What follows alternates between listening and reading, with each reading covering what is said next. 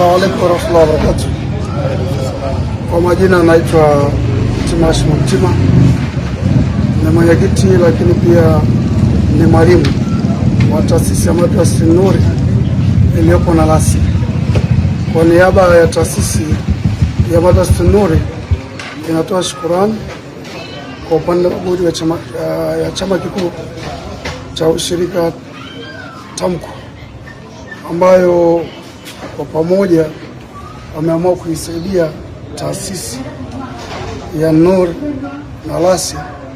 Wamesaidia simenti, vyoo pamoja na mabomba kwa ajili ya kwenda kukamilisha ujenzi wa choo kwa niaba ya wanafunzi wanaosoma kwenye chuo hiyo.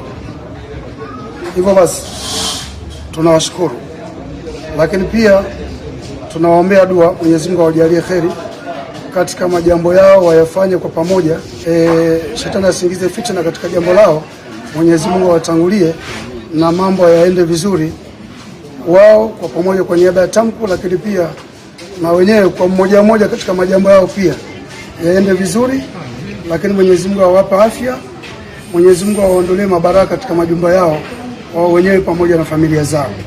Lakini niendelee kusema kwamba kama viongozi wa TAMCU wamekuwa viongozi wazuri wanaojali na kuthamini mchango wa watu wa wilaya Tunduru kwa kile ambacho wanachokifanya. Inaonekana kwamba wao wanaamini kwamba uwepo wao kwa niaba yao.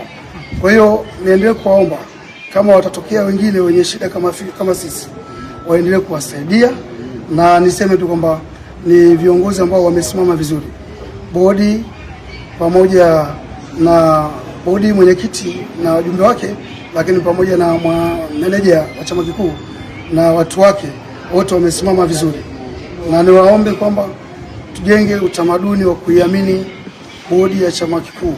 Wako vizuri sana na kwamba wanafikika.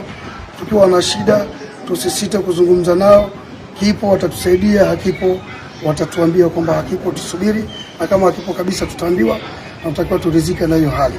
Lakini kimsingi wako vizuri sana.